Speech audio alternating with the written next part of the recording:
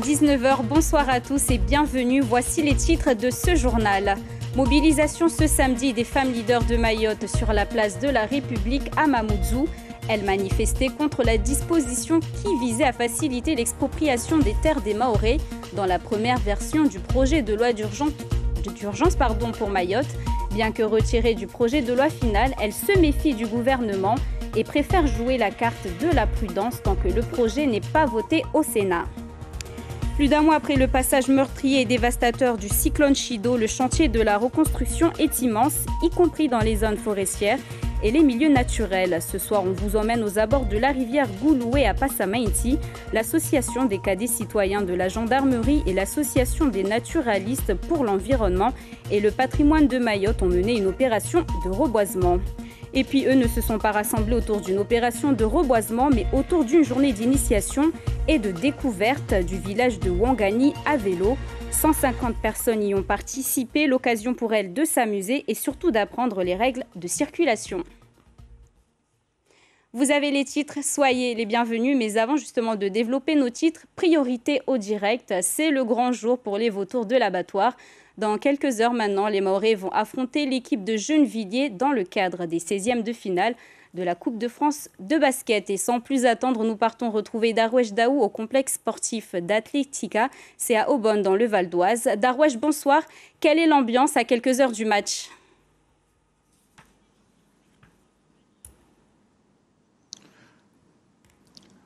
Bonsoir Ilona, eh bien nous sommes bien ici à l'Athletica à Aubonne, ce centre international de haute performance sportive. Actuellement, les joueurs sont au repos, tout simplement pour se concentrer davantage avant ce grand rendez-vous. Ce sera à 20h ici dans l'Hexagone, 22h heure de Mayotte, et je le rappelle, ce sera en direct sur nos 3 antennes.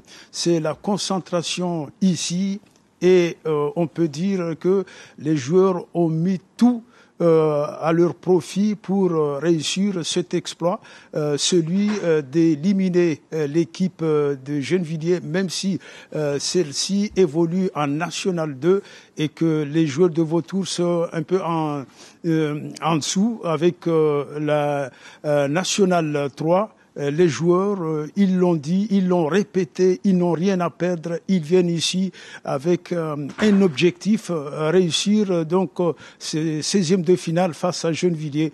Réponse, ce sera un peu plus de 2 heures après donc ces retrouvailles. Et ce qu'on peut dire, on croise les doigts et on souhaite bien sûr la victoire au Vert des Vautours de l'abattoir, Ilona. Effectivement, on va croiser les doigts pour eux. Merci beaucoup Darwesh Daou pour toutes ces précisions. Et vous allez pouvoir suivre cette rencontre pour nous. Et merci également à Jaidi Maolida pour les moyens techniques. Et comme l'a rappelé Darwesh Daou, vous téléspectateurs, vous allez pouvoir suivre ce match sur votre chaîne Mayotte la Première dès 21h50. On en vient à présent à cette manifestation ce samedi sur la place de la République à Mamoudzou. Plusieurs dizaines de femmes leaders de Mayotte se sont rassemblées pour montrer leur méfiance à l'égard du gouvernement et notamment sur l'article 10 du projet de loi d'urgence pour Mayotte qui visait à faciliter les expropriations. Alors bien qu'il ait été retiré du projet, les collectifs de Mayotte restent très vigilants tant que la loi n'est pas passée au Sénat. Reportage signé Sony Chamsudine et Charles de Kiak.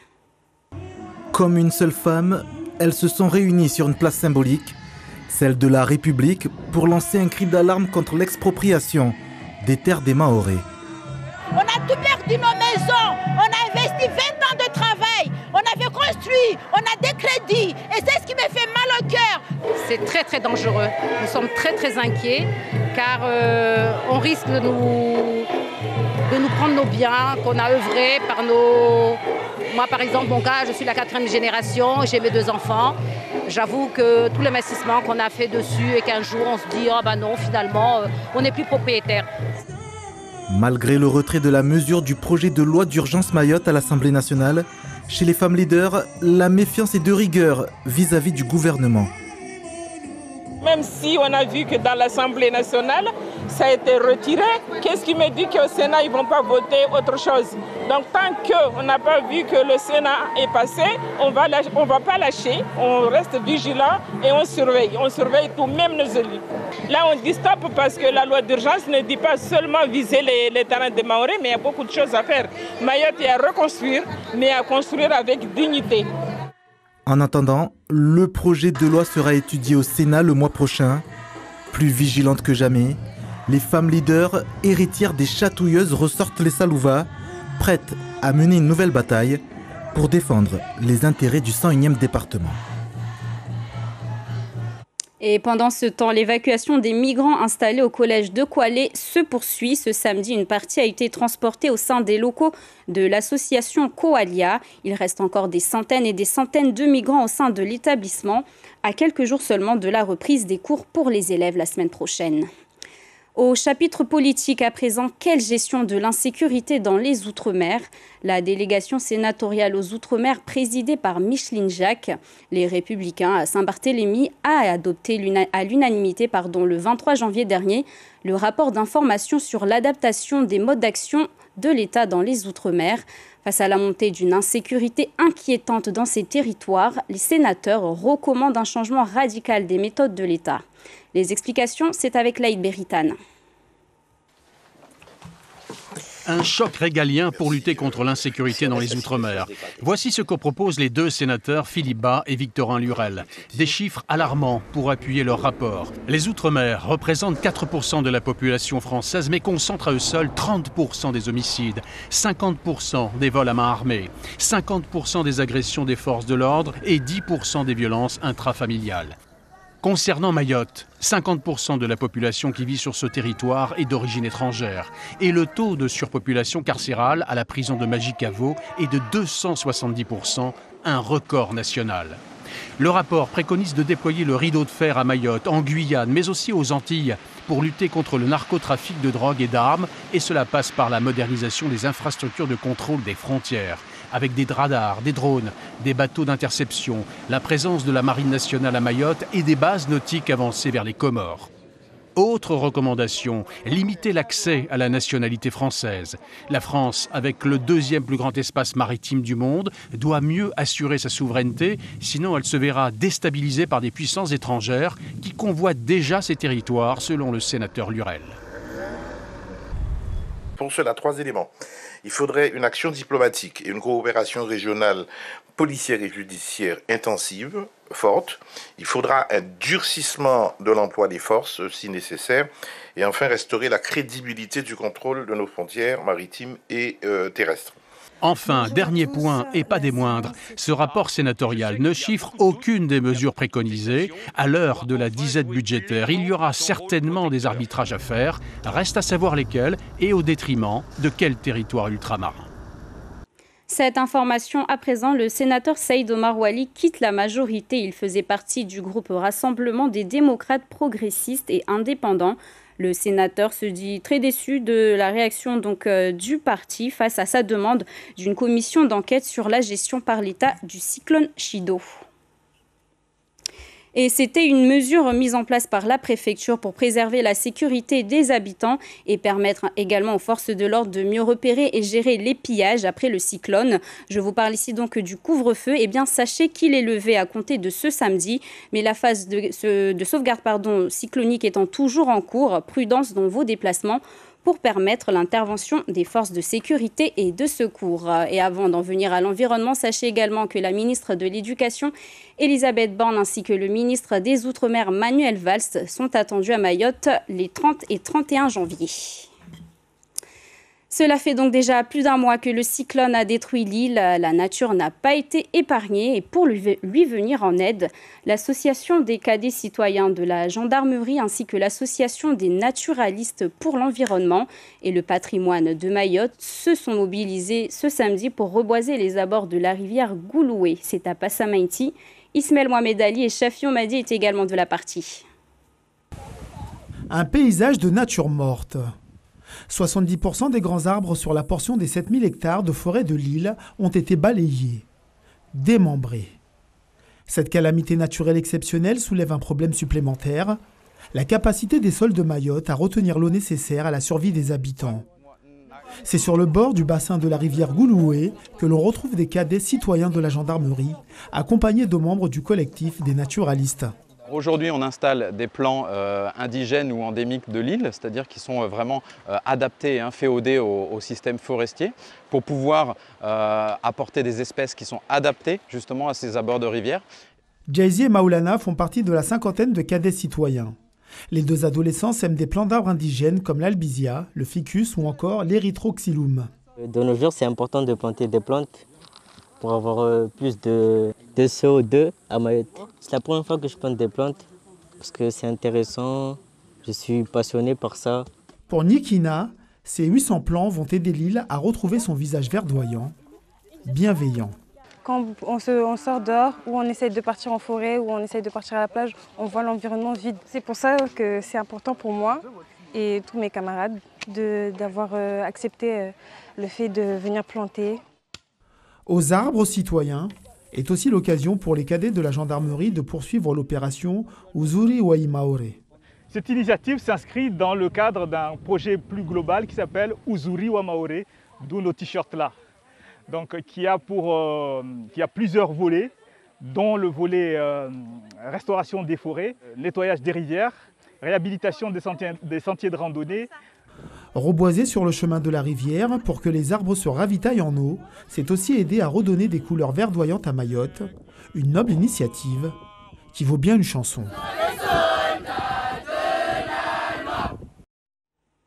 Et Shido n'a pas détruit uniquement la nature, les écoles, les habitations et les infrastructures. Il a laissé derrière lui des montagnes de déchets.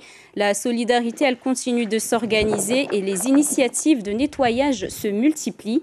Exemple ce samedi à Saint-Lavangué sur le front de mer à Pamanzi, de nombreux stalls, ferrailles et d'autres détritus ont été ramassés. Et parmi les volontaires, il y avait Patrice Mérès. Il est interrogé par Yousra Mahadali. On a mis en place une aide solidaire afin de nettoyer les plages pour permettre à nos enfants de pouvoir s'épanouir en toute sécurité. Il y a pas mal de tôles, tout ce qui a été ramené par Shido, des chevrons, etc. Donc on enlève le plus gros. Et puis avec une autre participation de ce genre, on ira en profondeur afin de vraiment pouvoir remettre en bon état cette petite plage qui nous est très chère à nous.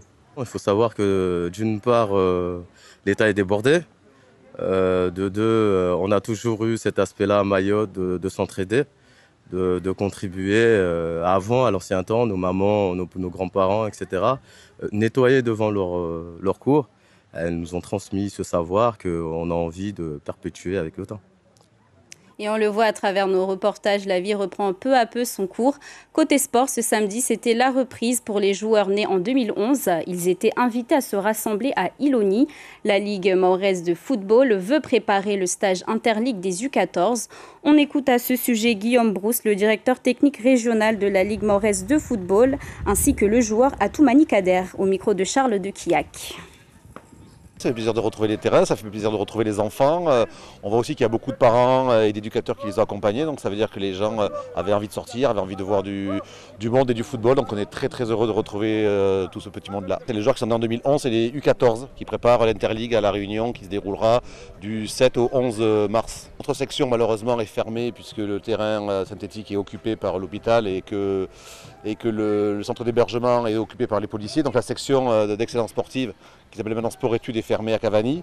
Donc la plupart des joueurs en effet sont de cette section, sont dans la section, mais actuellement ne peuvent plus y accéder. Donc on essaie de les rassembler pour les voir et puis pour qu'ils s'entraînent parce que notre championnat est à l'arrêt aussi parce que c'est la trêve. Ça fait très plaisir, notamment que le terrain fait chaud, mais c'est bien d'être avec ses potes, faire un petit tournoi et je donne force aux dirigeants qui ont fait ça. Je me suis entraîné un peu avec mon père. On a fait des petits exercices à la maison et c'est bon. Eux aussi ont pu se défouler, mais à vélo, donc lors de cette journée d'initiation et de découverte du village de Ouangani à vélo.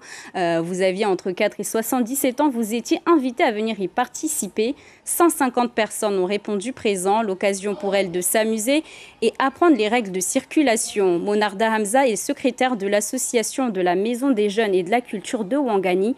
Il s'exprime au micro d'Ismaël Mohamed Ali et de Chafion Madi et il est suivi de plusieurs participants. Notre objectif, c'est de se retrouver ensemble après une période assez difficile qu'on vient de traverser. Les vacances qui ont été maillées par des cyclones, pas d'activité pour les enfants, alors que d'habitude on réalise des activités. Donc ici, on a voulu que les parents et les enfants se retrouvent aussi aujourd'hui autour de cette activité, pédaler ensemble. Là, il y a certains ici qui n'arrivent pas du tout à pédaler, d'où c'est la première fois. Il y a certains, ils commencent, ceux-là, là, ils sont au top. Avant, il y avait des cours de pédagogie. Donc là, déjà, je leur dis, quand on est sur la route, il faut se méfier. Déjà, rouler vraiment à droite. Il y a des panneaux qui sont là-bas, il faut vraiment les respecter. Et ça fait vraiment plaisir d'en faire du vélo. Ce qui me fait plaisir, c'est de faire avec tout le monde, on passe du bon temps et c'est génial. J'aime bien faire du vélo, c'est très bien. Après, je passe ici, là. Et voilà qui met un terme à ce journal. Merci infiniment de votre fidélité. L'information revient demain matin en radio dès 6h avec Bibi Mariam Halidi. En attendant, vous pouvez continuer de vous informer via notre site internet lapremière.fr ainsi que sur nos réseaux sociaux. N'oubliez pas également le match Vautour et Gennevilliers, c'est ce soir dès 21h50 sur votre chaîne Mayotte La Première. Belle soirée à tous, je vous dis demain 19h.